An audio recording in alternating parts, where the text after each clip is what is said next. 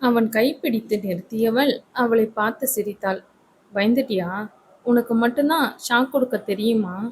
சும்மா என்று பழுப்பு காட்டினாள். உன்ன என்று கண்களில் கண்ணீர் கரைக்கட்ட அணைத்தாள் அஞ்சலி மதுவை. அஞ்சலி, எனக்கு சந்தோஷம் தாண்டி. ஆனால் எனக்கு என்னவோ சரியில்லைன்னு தோணுதுடி. பார்த்துக்கோ அஞ்சலி. மகிழ் மாமா ரொம்ப நல்லவர் மதுக்கா. அவரு ஊருக்கே நல்லவரு. அதுவும் அவங்க அம்மா அப்பாக்கு ரொம்ப நல்லவரு. அதான் எனக்கு பயமா இருக்கு. மாமா அத்தை என்னை ஏத்துக்க மாட்டாங்களா மதுக்கா? மாமா பிரச்சனை இல்ல. அத்தையை நினைச்சாதான் ஒரு நெருடலாவே இருக்கு. இப்போ நீ ஏன் அதுக்கெல்லாம் கவலைப்படுற? ஆனால் உனக்கு என்ன பிரச்சனைனாலும் நான் உனக்கு சப்போர்ட் பண்ணுவேன் அஞ்சலி என்று மதுமதி உறுதியளித்தாள். தேங்க்ஸ் மதுக்கா. நமக்குள்ள என்ன அஞ்சலி? உன் நல்ல மனசுக்கு எல்லாமே நல்லதாவே நடக்கும். இவர்கள் பேசி முடிக்கவும் விஜய் வரவும் சரியாக இருந்தது. எப்படி இருக்க மதுமா? இவங்க தான் நீ சொன்ன காவியாஞ்சலியா? சுருக்கென்று மது சிரித்தாள். ஆரம்பிச்சிட்டியா? பாவண்டி அவரு இப்பதான் கனடால இருந்து வந்திருக்காரு. இப்பவே திரும்பி போக வச்சிராத. சரி சரி, இந்த மாமாவை நான் ஆர்டர் பண்ணதெல்லாம் வாங்கி தந்தா யோசிக்கிறேன். அடேங்கப்பா, பெரிய சலுகைதான் என்று விஜய் சிலாக்கித்தான். சாரி மாமா, அப்பா ஃபோன் பண்ணிட்டாரு. அதனால நான் இப்போ கிளம்புறேன். நீங்கள் அஞ்சலி கிட்ட பேசிட்டு கிளம்புங்க மாமா. அவள் கையில் கொண்டு வந்திருந்த பணத்தை கொடுத்து சென்று விட்டாள். சரிம்மா, பார்த்து போ. அவள் சென்றதும் இருவரும் பேச ஆரம்பித்தனர். அவர்கள் இருவரும் தங்களின் உறவுகளையும் படிப்பு நட்பு என அனைத்தையும் பேசினார்கள். நீ எப்பவுமே இப்படித்தானா அஞ்சலி? ஒரே விளையாட்டுத்தனம் தானா? ஆமாம், மகிழ்வேந்தன் கட்டுக்கோப்பான ஆளாச்சே. அவன் அப்படி உன்னை சூஸ் பண்ண பாவம்டா மகிழ்வேந்தன் நீ என்று நம்மட்டு சிரிப்புடன் கூறினான். ரொம்ப தான். யார் அவரா பாவம்? சண்டியரா சாய்க்க நான் பட்ட பாடு இருக்கே, அந்த மருதமலை முருகனுக்கே வெளிச்சம் என்று இரு கைகளையும் ஏந்தி கூறி கன்னத்தில் கை வைத்து கொண்டாள். நீங்க சந்தோஷமா இருக்கணுமா, அதுக்கு என்னோட வாழ்த்துக்கள் என்று கூறி அவள் கை குலுக்கினான். தேங்க்ஸ் மாமா, அஞ்சலி மகிழ்ச்சியாக கூறினாள். இவர்களின் பேச்சை இரு கண்கள் அனல் பறக்க பொறாமையுடன் பார்த்து கொண்டே இருந்தது. அஞ்சலி, விஜய் இருவரும் கிளம்பினார்கள். எப்படி போவ அஞ்சலி? வா, நானே டிராப் பண்ணிடுறேன் ஹாஸ்டல்ல. சரி மாமா என்று அஞ்சலி காரில் ஏறப்போகும் சமயம், எப்போ வந்த விஜய் கனடால இருந்து என்ற கேள்வியும் அஞ்சலியும் விஜயையும் திரும்பினார்கள். மகிழ்வேந்தன் நின்று மகிழ்வேந்தன் தான் தொடங்கப் போகும் ஒரு புதிய தொழில் பேச்சுக்காக கலந்து ஆலோசனை செய்ய வேண்டி அங்கு ஒருவரை சந்திக்க வந்திருந்தான். அப்பொழுதுதான் பார்த்தான் காவியாஞ்சலி ஒருவனுடன் பேசிக் கொண்டிருப்பதை. அதுவும் தன்னிடம் கூட சொல்லாமல் வந்திருக்கிறாள் என்றால் யாராக இருக்கும் என்று பார்த்தபோதுதான் விஜய் இருப்பதை கவனித்தான். அவனுக்கு காந்தியது. அவனின் காவ்யா இன்னொருவரிடம் சிரித்து பேசுவதை தாங்க முடியாது கண்களில் கனல் பறக்க பார்த்து கொண்டு இருந்தான். அவன் சொந்தமாகவே இருந்த போதிலும் அவனால் அதை பொறுக்க முடியவில்லை. தன் காதலியை சொந்தம் கொண்டாடாத ஆண்கள் உண்டா என்ன? மகிழ்வேந்தனுக்கு கோபம் தலை தூக்கியது. அவர்கள் செல்வதை பார்த்து கொண்டே நின்றான். அவள் எப்படியும் தனியாகத்தான் செல்வாள். அப்பொழுது அவளை பார்த்து கொள்ளலாம் என்று நின்றவன் அஞ்சலி அதற்கு இடம் அளிக்காது அவனுடன் செல்ல முற்படவும் அவன் காதல் மனம் சட்டென்று அவர்களிடம் இழுத்துவிட்டது. விஜய் அவனை பார்த்து உற்சாகமாக, நான் வந்து ஒரு வாரம்தான் ஆகுது மகிழ். நீ எப்படி இருக்க? ம். மகிழ்வேந்தன் பட்டுக்கொள்ளாமலேயே பதில் கூறினான். விஜய் அவனை அப்பொழுதுதான் நன்றாக பார்த்தான். கேள்வி அவனிடம் இருந்தாலும் அவனின் கண்கள் காவ்யாவையே கோபத்துடன் பார்த்தன. விஜய்க்கு புரிந்தது அவனின் மனம். ஆனால் காவ்யாவோ சாதாரணமாக இருந்தாள். விஜய் தான் சுதாரித்து, சரி காவ்யா, அப்பொழுது நீ மகிழ் கூடவே போ. நான் கிளம்புறேம்மா. டைம் ஆயிடுச்சு சரியா என்று கூறிக்கொண்டு சென்று விட்டான். நீங்க எப்போ மாமா வந்தீங்க? எப்போ வந்தேன்னு கேட்குறியா இல்லை ஏன் வந்தேன்னு கேட்குறியா? வார்த்தைகள் அனல் பறக்க விழுந்தது. அவனின் வார்த்தையில் திடுக்கிட்டு அப்பொழுதுதான் அவனின் முகத்தை பார்த்தாள். கண்கள் சிவக்க நின்று இருந்தான். அவள் விழித்தாள். அவனின் இந்த கோபத்திற்கான காரணம் புரியாமல். ஏன் மாமா கோவப்படுறீங்க? நான் என்ன பண்ணேன் என்று அஞ்சலி வெகுளியாய் கேட்டாள். அவளின் இந்த வெகுளித்தனம் புரிந்தாலும் அவன் தன் கோபத்தை கைவிடாமல், முதல்ல கார்ல ஏறுடி. உன்னை அப்புறம் பேசிக்கிறேன். அவனின் இந்த கோபம் புரியாமல் தனக்குள் குழம்பியவாறே காரில் ஏறினாள். கார் சீறிக்கொண்டு பாய்ந்தது. அதில் அஞ்சலி பயந்து, மாமா, மெதுவா போங்க. நான் என்ன பண்ண சொல்லுங்க. வாயை மூடிட்டு பேசாம வா, இல்ல இருக்கிற கோபத்துல உன்னை அரைஞ்சிடுவேன். அவள் அதற்கு பின் வாயை திறப்பாள். அடிமனதில் ஏதோ உருளுவது போன்ற பயத்துடன் அமைதியானாள். ஆள் அரவமில்லா இடத்தில் தன் வாகனத்தை நிறுத்தியவன் அவளின் புறம் திரும்பி உக்கிரமாய் முறைத்தான். என்ன பண்ணன்னு சொன்னா தானே தெரியும். சும்மா முறைச்சிக்கிட்டே இருக்கீங்க. பேசாம நான் தனியாவே போயிருக்கலாம் என்று கூறினாள். அவளும் எவ்வளோ நேரம்தான் பொறுப்பாள் காரணமே தெரியாத கோபத்தை. ஓஹோ, ஏன் அம்மனிக்கு கனடா மாமா கூட போக முடியாம தடுத்த கோபத்துல பேசுறீங்களோ என்று நக்கல் கலந்த கோப குரலில் கூறினான். அஞ்சலிக்கு பல்பு எரிந்து விட்டது. அவனின் கோபத்தின் காரணம் புரிந்ததும் அவளின் சிரிப்பதா அழுவதா என்றுதான் புரியவில்லை. பின்ன தன்னவன் தனக்காக உரிமை கோபம் கொள்வது பெண்ணவளுக்கு பிடிக்காமல் போய்விடுமா என்ன? ஓ, என் மச்சானுக்கு விஜய் மாமா கூட பேசுனது பத்திக்கிச்சு போலவே. இரு மாமா, என்னவா கலங்கடிக்கிற? இந்த அஞ்சலி யாருன்னு நினைச்ச என்று மனதிற்குள் கூறிக்கொண்டவள் அவனிடம், ஆமால, கனடா மாமா கூட போயிருந்தா எனக்கு இந்நேரம் சாக்லேட் ஐஸ்கிரீம் வாங்கி தந்திருப்பாரு அஞ்சலி என்று குறும்புத்தனம் தலை தூக்க, நீ கொடுத்து வச்சது அவ்வளவுதான் கூறினாள். சாதாரணமாக அவன் நல்ல மனநிலையில் இருந்திருந்தால் அவளின் குறும்புத்தனத்தை கண்டிருப்பான். அவன்தான் கோபத்தின் உச்சியில் இருக்கிறானே. அவளின் பேச்சு அவனிற்கு மேலும் தூபம் போட்டது.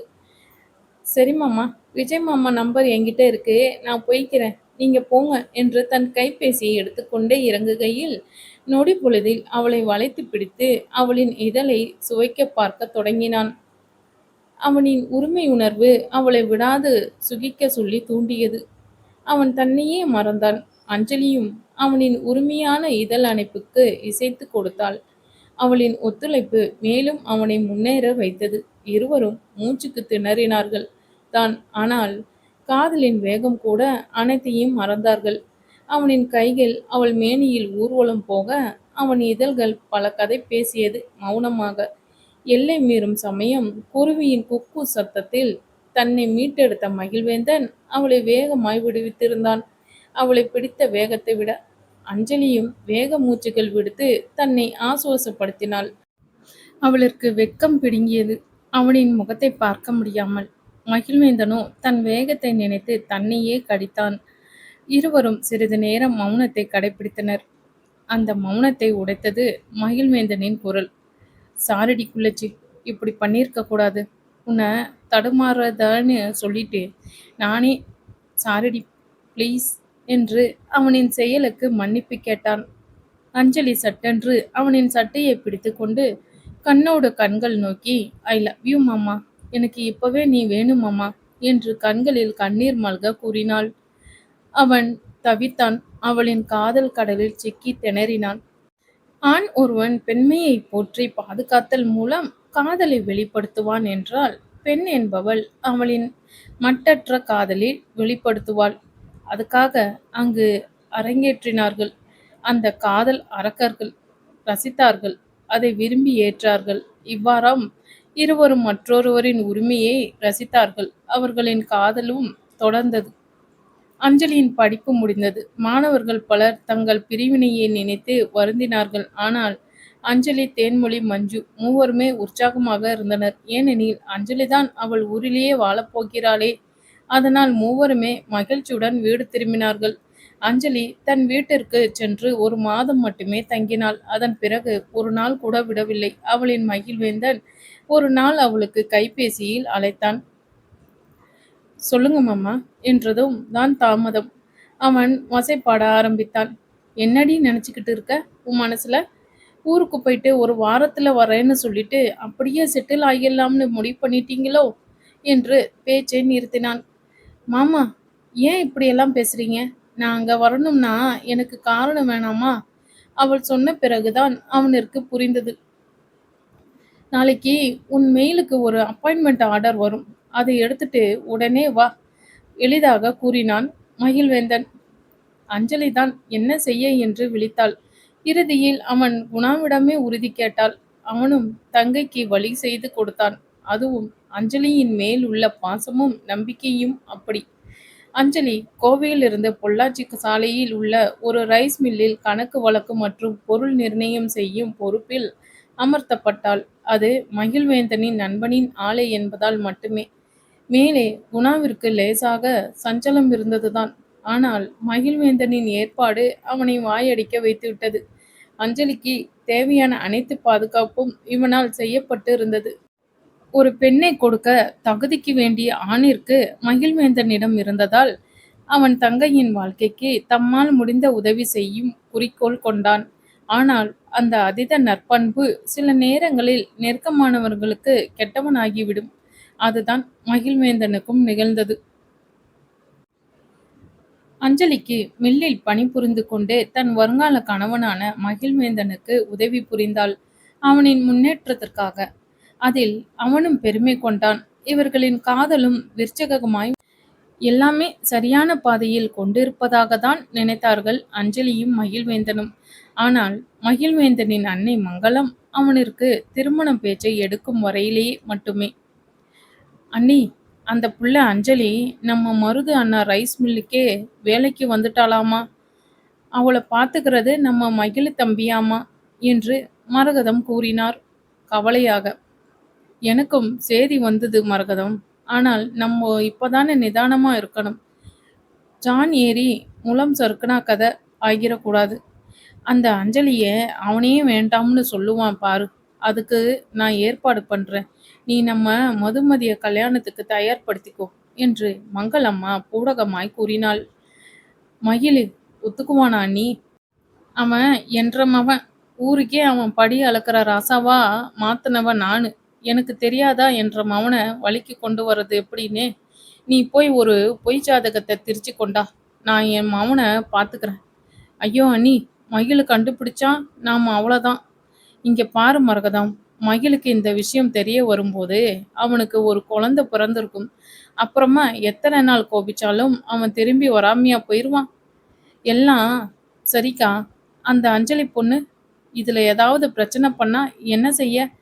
என் மாமன் வேற என்னவோ கூட பிறந்தவளாட்டம் அவ அக்காரன்றா தங்கைங்கிறா. எங்க போய் சொல்ல? எல்லாமே அவளுக்கு புருஷனை கட்டிக்கிட்டு போற வரைக்கும்தான். அப்புறமா அவங்க வாழ்க்கையில குறுக்க யார் வந்தாலும் சரிதான் போடின்னு போயிடுவா. அதுவும் அவ எனக்கு மருமவளாவும் என் மவனுக்கு பொண்டாட்டியாவும் உன் மக வந்தா அவளை திரும்பி கூட பார்க்க மாட்டா. சரி அண்ணி, நான் போயிட்டு வரேன் என்று மரகதம் காரியத்தை முடிக்க கிளம்பினார். இவர்கள் திட்டம் தீட்டினார்கள்தான். ஆனால் அஞ்சலியின் காதல் தீவிரத்தை அறியாமல் போட்டார்கள். மதுமதி தன் உடன்பிறவா தங்கையாய் அவளை வார்த்தையாக அல்லாமல் நினைக்கவும் செய்கிறாள், நிரூபிக்கவும் செய்வாள் என்று அறியார். இவர்களின் திட்டம் இருவரின் வாழ்க்கையையும் சின்னாபின்னம் ஆக்கப் போவது தெரியாமல் அதற்கு வழிவகுத்து கொடுத்தார்கள். ஒரு கல்யாணத்தின் அஸ்திவாரம் அங்குள்ள மணமக்களின் தூய்மையான காதல்தான். அது இருந்தால் மட்டுமே சொந்தம், பந்தம், சொத்து என அனைத்தும் சாத்தியம் என்று உணராமல் போனது ஏனோ. உலகம் ஒரு விசித்திரமான கல்லூரி. இங்கே பாடம் சொல்லிக் கொடுத்து தேர்வு வைப்பதில்லை. தேர்வு வைத்த பிறகே பாடம் கற்பிக்கப்படுகிறது என்பதை உணரவில்லை அவர்கள். ஏயா மகிழு, இன்னைக்கு ஜாதகம் பார்க்க போலாமான்னு சொன்னனே, எதுக்கு? பட்டென்று கேட்டான் மகிழ்வேந்தன். உனக்கும் அஞ்சலிக்கும் சீக்கிரம் கல்யாணம் பண்ணலாம்னு தாயா. உனக்கு வயசு ஆகுதுல்ல ராசா. அதுக்கு எதுக்கு ஜாதகம்? என்ன நடந்தாலும் அவதான் என் பொண்டாட்டி. அதுக்கு இல்லப்பா, எங்களுக்கு நீ ஒரே மவன். நாளைக்கு உன் வாழ்க்கை நல்லா அமையலைன்னா பெத்த எங்களுக்கு தாங்குமா? என்ற மவன் நல்லா இருக்கணும்னு நான் நினைக்க மாட்டேனா என்று மூக்கை சிந்தினார். சரி, இப்போ என்ன போகணுமா? போகலாம். ஆனா என்ன காரணம் சொன்னாலும் காவியா தான் என் சரிபாதி. அவனை ஒரு வழியாக அவரின் வழிக்கு இழுத்து விட்டார். அவரின் திட்டம் தெரிந்திருந்தால் சுதாரித்திருப்பானோ? அவர்களின் குடும்ப ஜோதிடரிடம் சென்றனர் இவர்கள். அவர் ஜாதகத்தை சிறிது நேரம் ஆராய்ந்து பார்த்துவிட்டு, பொண்ணுக்கு பலன் சரியில்லை. உங்க பையன் அந்த பொண்ணை கல்யாணம் பண்ணா அந்த பொண்ணு அல்ப ஆயுசுல போயிரும். உங்க குலமும் தலைக்காது. அந்த பொண்ணு இருக்கிற வரைதான் உங்க மவனும் இருப்பான் என்று அழுங்காமல் குலுங்காமல் குண்டை போட்டார். மகிழ்வேந்தன் முதலில் அதிர்ந்தான்தான். ஆனால் தன்னை தேற்றிக் கொண்டு விட்டான். காவ்யாதான் தன் மனைவி என்று எந்த மாற்றும் கருத்துமில்லாமல். அதற்கு மங்களம்மா விட்டால்தானே? அவ சதித்திட்டம் தீட்டியதே தன் மகனை வழிக்கு கொண்டு வர வேண்டியே அவர் செய்தது. விட்டு விடுவாரா என்ன? மகிழு, அந்த புள்ள வாழ வேண்டிய புள்ள. நாளைக்கு அவளுக்கு ஒண்ணுன்னா அவங்க வீட்டுல விட்டுடுவாங்களா ராசா? நாளைக்கு உனக்குன்னு ஒரு குழந்தை வேண்டாமா என்ற மவன் கல்யாண வாழ்க்கையை பாதிலே நிக்கணுமா? அந்த பிள்ளைய நினைச்சுக்கோ ராசா. நான் சொல்லிப்புட்டேன். அதுக்கு நம்ம மதுமதி சொந்தம் வேற ஏதாவதுன்னா கெட்டுக்குவாங்க. நம்ம மதுமதிக்கு மட்டும் என்ன குறைச்சல்? அவளும் அந்த பிள்ளைய மாதிரி தானையா இருக்கா? நல்லா யோசிச்சு முடிவு எடுப்பா என்று அழகாக தன் காயை நகர்த்திவிட்டு சென்று விட்டார். மகிழ்வேந்தன் யோசித்தான். அஞ்சலியின் காதல் அவனை தன்னவள் ஆக்கவே முற்பட்டது. ஆனால் அவனின் தாய் போட்டு சென்ற தூபம் அவனின் அடிமனதில் கிளி பிடித்தது. தனக்கென்றால் தாங்கிக் கொள்ளலாம். ஆனால் காவ்யா, அவளின் குறும்புத்தனம், அவளின் காதல் என அனைத்துக்கும் அவன் அடிமையாயிற்றே. அவளின் காதலில் பித்தம் கொண்டு அவள் உயிரை பணயம் வைக்க அவன் மனம் ஒப்பவில்லை. அதற்காக அவன் அவளை பிரிந்திட முற்பட்டான். காவ்யா பிரிந்து செல்ல மாட்டாள் என்று தெரிந்து இவன் செல்ல வைத்தான். இந்த மகிழ்வேந்தன் என்னும் நல்லவன். அவன் மதுமதியை திருமணம் முடிக்க சம்மதித்தான். இந்த விஷயம் கேள்விப்பட்டு முதலில் கொதித்தெழுந்தது மதுமதிதான். மது தாயிடம் சண்டையிட்டாள். என்னம்மா நினைச்சுக்கிட்டு இருக்கீங்க? அஞ்சலியும் மகிழ் மாமாவும் லவ் பண்றாங்கன்னு தெரியும்ல? தெரிஞ்சு இப்படி பண்றீங்க? நான் ஒத்துக்க மாட்டேன். இங்க பாரு, நீ ஒத்துக்கல, நான் உன்னை கொன்னுருவேன் தெரிஞ்சுக்கோ. நான் செத்தாலும் பரவாயில்ல. ஆனால் மகிழ் மாமா அஞ்சலி கல்யாணம் தான் நடக்கும். பலார் என அறைந்து விட்டார் மரகதம். இதுக்கு மேல எது கோக்குமாக்கு பண்ணுன? உன்னை கொல்ல மாட்டேன். நானும் உங்க அப்பாவும் செத்துருவோம் தெரிஞ்சுக்க என்று அவர் அவருடைய அஸ்திரத்தை பயன்படுத்தி அவளை கரைத்து விட்டு சென்று விட்டார். மதுமதி நிலை குலைந்து நின்றாள். செய்வது அறியாமல். இது அஞ்சலிக்கு தெரிய வந்தது. கண்டிப்பா மாமா இதுக்கு சம்மதிக்க மாட்டார் மது. அவரை பத்தி எனக்கு தெரியாதா என்று உறுதியாக கூறினாள் அஞ்சலி. அஞ்சலி, ப்ளீஸ் புரிஞ்சுக்கோ. என் அம்மாவும் அத்தையும் இதுல ஏதோ சதி பண்ணியிருக்காங்கன்னு தெரியுது. ஆனால் என்னன்னு தெரியல. யார் என்ன பண்ணினாலும் மகிழ் மாமா எனக்கு தான். மகிழ் மாமா கட்டுற தாலி என் கழுத்துல தான் ஏறணும். இல்லைனா கட்ட வைப்பேன். அஞ்சலி தீவிரமாக கூறினாள். மதுமதி அவளின் பதிலில் கண்களில் ஒளிவர பெற்றாள். அவளிடம், அஞ்சலி, நீ சொல்ற மாதிரி செய்யணும் அஞ்சலி. கண்டிப்பா மகிழ் மாமா உன் கழுத்துல தான் தாலி கட்டணும். அக்கா, நீ இவ்வளோ பயப்படுற மாதிரி ஒன்றும் இல்லை. எனக்கு தெரியாதா மாமாவை பற்றி? நான் மாமா கிட்ட இன்னும் பேசல. கண்டிப்பாக பேசிட்டு சொல்கிறேன். மாமாவுக்கு இதுக்கும் கண்டிப்பாக சம்மந்தம் இருக்காது. ஆனால் அஞ்சலியின் இந்த நம்பிக்கையில் மண்ணெல்லி போட்டான் மகிழ்வேந்தன். மகிழ்வேந்தன், அஞ்சலி இருவரும் ஒரு தென்னந்தோப்பில் சந்தித்தனர். மகிழ்வேந்தன் மனம் கனக்க நின்று இருந்தான். ஆனால் வெளியில் கம்பீரமாகவே காட்டிக்கொண்டு. அஞ்சலியோ அவனின் சம்மதத்தை நம்பாமல் அவனை பரிதாபமாய் பார்த்து கொண்டு இருந்தாள். அப்போ உங்க மேல வச்ச நம்பிக்கை, காதல் இதெல்லாம் முட்டாள்தனம்னு சொல்றீங்களா மாமா? நெஞ்சில் ஏதோ பாறாங்கல்லை வைத்தது போல கனக்க நெகிழ்வுடன் கேட்டாள் காவ்யாஞ்சலி. அதுல உனக்கு சந்தேகமே வேண்டாம். நீ தானே என் காதலை சொல்ல வச்ச. நான் சொல்லலையே. அவள் முகம் பார்க்காமல் பதில் கொடுத்தான் மகிழ்வேந்தன். அவனின் அந்த பட்டும் படாத சாட்டையடி பதிலில் நிலை குலைந்தாள். எங்கே விழுந்து விடுவோமோ என்று அவனை பிடிக்கப் போகும் சமயம் வெடுக்கென்று கையை இழுத்து கொண்டான் மகிழ்வேந்தன். அதில் அஞ்சலி முற்றும் உடைந்தாள். ஐயோ மாமா, ப்ளீஸ், என்னை உயிரோட கொல்லாதீங்க. என்னால் தாங்க முடியல. அவளின் கதறல் அவனை கொன்றதுதான். ஆனால் கத்தி எடுக்காமல் சிகிச்சை அளிக்க முடியாதே என்பது அவனின் எண்ணம். ஆனால் அவளின் உயிரை கொஞ்சம் கொஞ்சமாய் கொன்று கொண்டு இருக்கிறான் என்று அந்த பாசக்காரனுக்கு புரியவில்லை. அவளின் உயிரை காக்க வேண்டி உயிரை எடுப்பது தெரியவில்லை அவனுக்கு. அவனுக்கு அது புரிந்தபோது காலம் கடந்திருந்தது. நான் சொல்லிட்டேன், அதுக்கப்புறம் உன் இஷ்டம் பட்டென்று கூறினான். நான் நம்ப மாட்டேன் மாமா. நீங்க இத உங்க மனசுல இருந்து சொல்லல. எங்க என் கண்ணை பார்த்து சொல்லுங்க. கண்களில் கண்ணீர் வழிய அவன் கண்களை பார்த்து கேட்டாள். அதில் அவன் ஒரு நிமிடம் திடுக்கிட்டான். அதை அஞ்சலி கண்டு கொண்டாள். ஆனால் அவன்தான் அவளை வெட்டி விடுவதிலேயே குறியாய் இருக்கிறானே. இங்க பாரு, உனக்கும் எனக்குள்ள உறவு முடிஞ்சிருச்சு. இதுக்கு மேல நம்ம பேசுறது பிரயோஜனம் இல்ல. முட்டாள்தனமா என்னையே நினைச்சுக்கிட்டு இருக்காம, நீ உங்க வீட்ல பார்க்குற பையனா பார்த்து கல்யாணம் பண். மேலும் சொல்வதற்கு பலார். அஞ்சலியின் கை அவனின் கன்னத்தை பதம் பார்த்தது. அதில் அவன் திடுக்கிடவில்லை. ஏனெனில் இதை எதிர்பார்த்ததுதான். கூறினான். அஞ்சலியிடம் அறியாதவனா அவன்? அவளைப் பற்றி. அஞ்சலி அடித்துவிட்டு அவனை பரிதாபமாக நோக்கினாள். அந்த பார்வையில் அவன் மரித்தான். ஆனால் மனதை இரும்பாக்கிக் கொண்டு கூறினான். எனக்கு கல்யாணம் நிச்சயம் ஆயிடுச்சு. இப்படி 3வது ஆள் அடிச்சா நான் பார்த்துட்டு இருப்பேன்னு நினைக்காத, பட்டென்று கூறினான். அஞ்சலி பரிதாபமாய் பார்த்தவாறே நின்றாள், அமைதியாக. அதில் அவன் வேதனை கூடியது. நீ இங்க இருந்து போறதுக்கு முன்னாடி என்னை கொண்டுட்டு போயிடு மாமா, ப்ளீஸ். இப்படி என்னை கொஞ்சம் கொஞ்சமா கொல்லாத. என்னால தாங்க முடியல. நீ இல்லாம வாழ்றதுக்கு நான் சாகிறது தான் மேல் என்று விரக்தியாய் கூறினாள். அவளை அவனால் கண் கொண்டு பார்க்க முடியவில்லை. சட்டென்று அவளிடம், நான் கிளம்புறேன். எனக்கு கல்யாண வேலை நிறைய இருக்கு. அதனால் நீ எப்படி வந்தியோ அப்படியே போ. இனிமே என்னை எதிர்பார்க்காத. நான் வரமாட்டேன். குட் பை என்று கூறிவிட்டு சென்று விட்டான். பிரிவோம் என்று சொன்னாயே, பிரிந்தால் உயிர் பிரிந்திடுமே